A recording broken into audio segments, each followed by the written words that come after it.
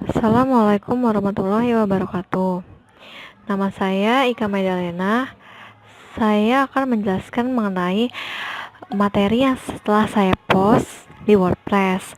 Materi saya itu adalah perputaran dan pencerminan.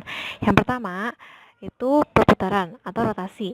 Nah, pengertian dari perputaran atau rotasi itu sendiri dalam ilmu matematika adalah perputaran suatu benda atau perputaran suatu titik dalam bidang kartesius.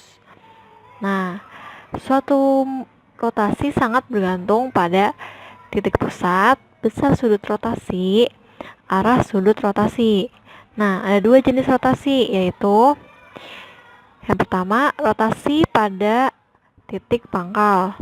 Rumusnya A X, Y sama dengan A aksen X cos theta dikurangin Y sin theta, X sin theta ditambah Y cos theta.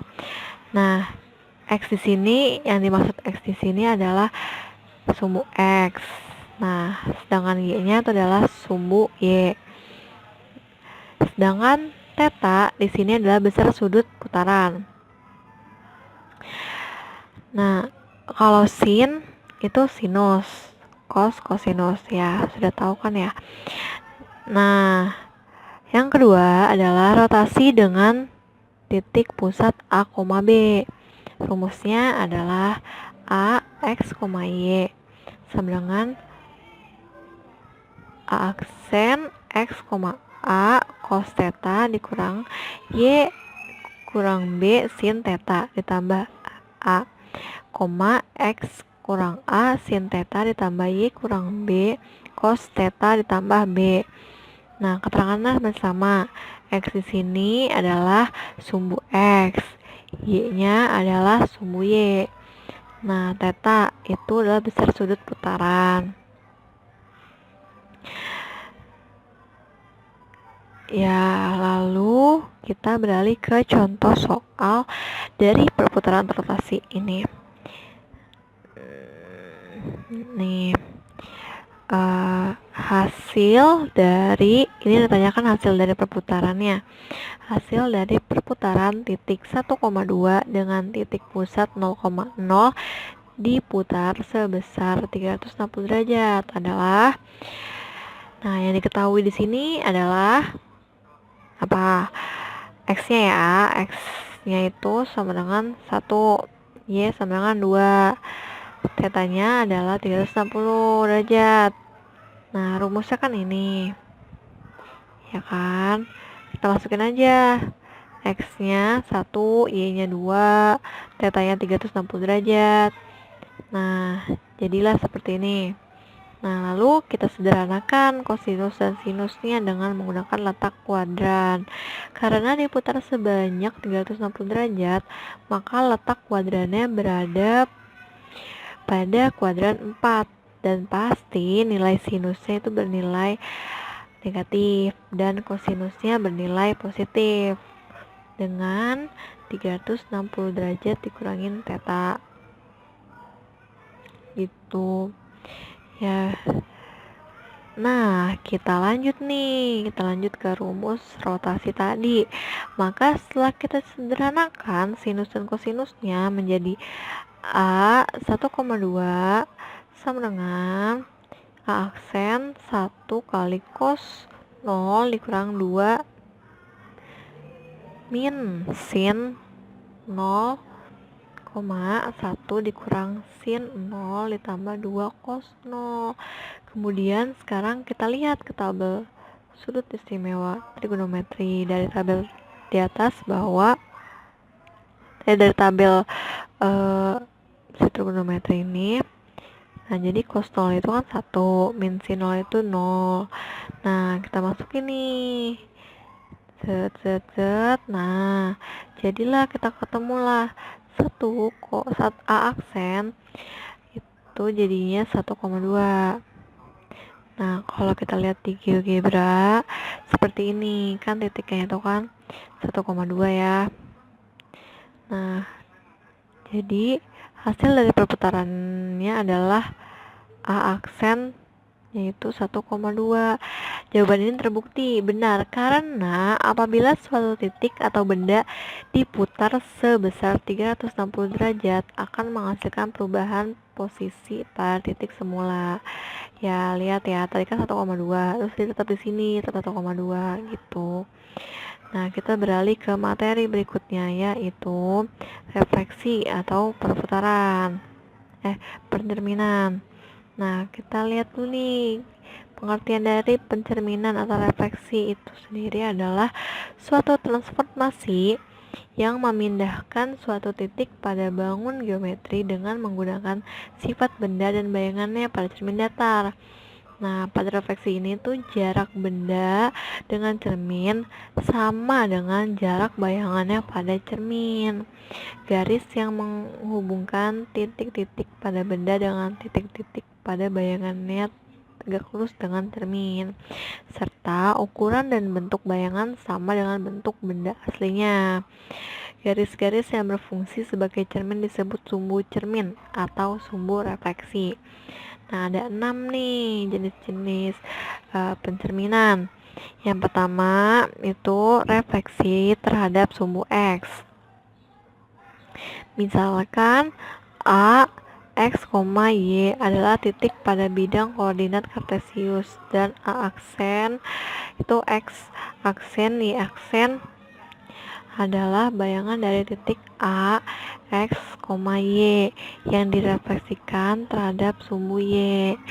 Nah, jika A, X, Y itu direfleksikan terhadap sumbu Y, maka diperoleh bayangannya yaitu A aksen, X aksen, Y aksen dengan persamaannya sebagai berikut. X aksen sama dengan X dan Y aksen sama dengan min Y.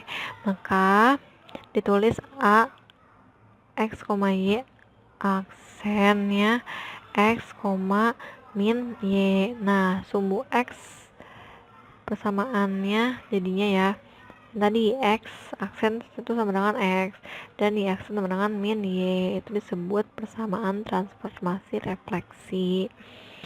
Yang kedua adalah refleksi terhadap sumbu Y. Kalau tadi sumbu X, sekarang sumbu Y. Nah, Anda telah mempelajari cara menentukan menentukan bayangan yang direfleksikan pada sumbu X. Sekarang Anda akan mempelajari sumbu Y gitu. Jika sebenarnya hampir sama sih. Contohnya gini, jika A, X, Y direfleksikan terhadap sumbu Y, maka diperoleh bayangannya yaitu aksen, X aksen, Y aksen dengan X aksen. Kalau tadi kan Y-nya ya yang min, sekarang X-nya yang min. X aksen min sama dengan min X dan Y aksen sama dengan Y. Itu ditulis X, Y A aksen min X, Y sumbu Y gitu. Persamaan X aksen dan sama dengan min X dan Y aksen sama dengan Y disebut persamaan transformasi refleksi terhadap sumbu Y. Seperti itu. Sekarang nomor 3, refleksi terhadap garis Y sama dengan X. Nah, Anda pernah tahu kan garis X sama dengan Y itu seperti apa? Nah, contohnya nih, titik A 1,4 direfleksikan terhadap garis X, garis Y sama dengan X. Garis A ke garis Y sama dengan X itu harus sama dengan, memang pasti sama dengan jarak A aksen ke garis Y sama dengan X. Nah, garis A aksen tegak lurus dengan garis Y sama dengan X. Jadi A aksen 4,1 adalah bayangan dari titik A aksen A 1,4 yang tadi tuh. Yang tadi A 1,4 itu refleksinya itu terhadap garis Y sama dengan X itu jadinya A aksennya 4,1 gitu. Nah, secara umum refleksi terhadap garis Y sama dengan X dapat didefinisikan sebagai berikut. Jika A, X, Y direfleksikan terhadap garis Y sama dengan X, maka diperoleh bayangan dari A, yaitu A aksen, X aksen, Y aksen, dengan X aksen sama dengan Y dan Y aksen sama dengan X. Ditulis A aksen A X, Y, A aksennya itu Y, X, itu garis Y sama dengan X.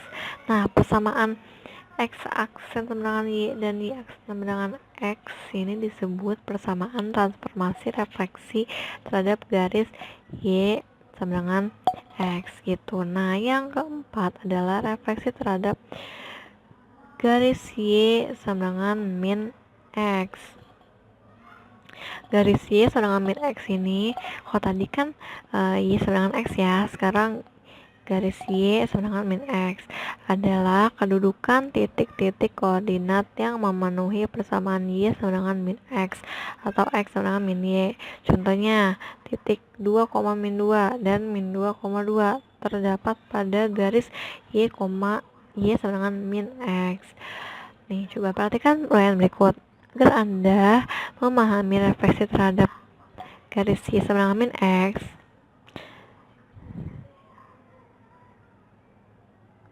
Nah, misalnya titik A 2,3 direfleksikan terhadap garis Y sama dengan min X.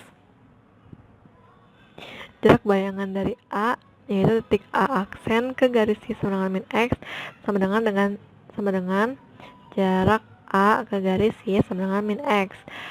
Garis AA aksen tegak lurus dengan garis Y sama dengan min X. Jadi A aksennya min 3, min 2 adalah bayangan dari titik 2,3. Kemudian hubungan antara koordinat titik A dan koordinat bayangannya adalah sebagai berikut. Pada gambar tampak sini nggak ada gambar ya. Nah, langsung aja ya. Persamaan X sama dengan X aksen sama dengan min Y dan min Y X Y aksen sama dengan min X disebut persamaan transformasi refleksi terhadap garis Y dan garis Y sama dengan min X gitu. Nah, yang kelima, refleksi terhadap garis X sama dengan A. Garis X sama dengan A itu adalah garis yang sejajar sumbu Y dan berjarak A satuan dari sumbu Y. Contohnya, misalnya ya, X sama dengan 2. Nah, lihat nih uraiannya.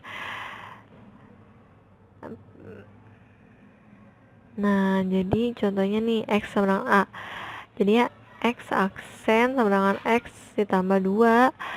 A kurang Y X sama dengan X ditambah 2A dikurangin 2X sama dengan 2A kurang X Y aksen sama dengan X, sehingga diperoleh A aksen 2A dikurangin X, Y gitu. Secara umum refleksi terhadap garis A garis X sama dengan A dapat didefinisikan sebagai berikut. Jika A X, Y direfleksikan terhadap garis X sama dengan A, maka diperoleh bayangan dari A, yaitu A aksen, X aksen, Y aksen dengan X aksen sama dengan 2A dikurangin X, Y aksen sama dengan Y, atau dapat ditulis A X, Y aksen 2A kurangin X, Y X sama dengan A X aksen dan 2A dikurangin X. Nih kita bisa dibaca ya di sini di layar.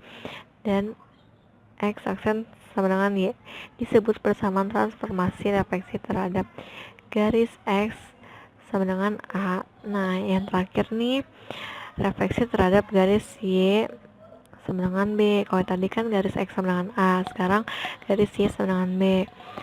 Adapun garis X sama dengan B itu adalah garis yang sejajar sumbu X dan berjarak B satuan dari sumbu X. Nah, ini rumusnya. A X, Y sama dengan B ditambah B kurangin Y sama dengan 2B kurangin Y X B Y aksen A X aksen, Y aksen, B dikurangin Y, Y sama dengan B, B kurangin Y, B. Nah, bisa dilihat sendiri ya. Nah, contohnya nih, pada titik A 4,0 X. Nah, berarti kan X-nya 4 ya, dan dia 0. Diperoleh X aksen 2A kurangin X sama dengan 2 negatif 2 dikurangin 4 sama dengan min 8 ya.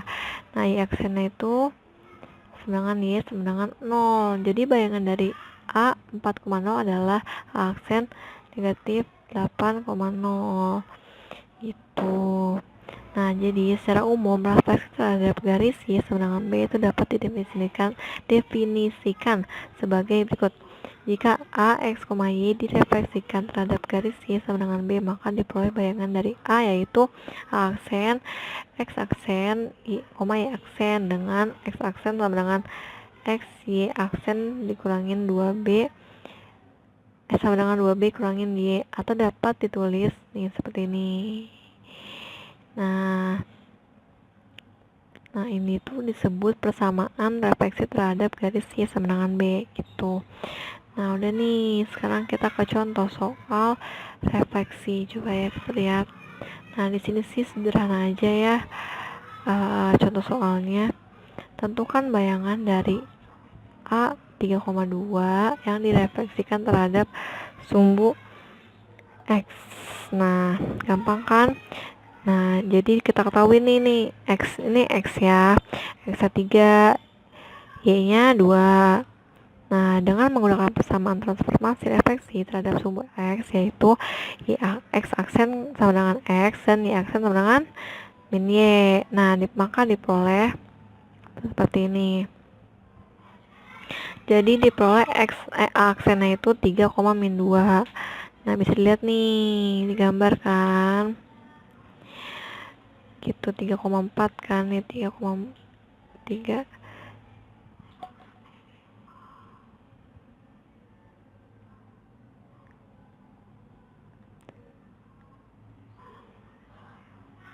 3,2 maksudnya. Di sini maksud 3,2 ya. Maaf.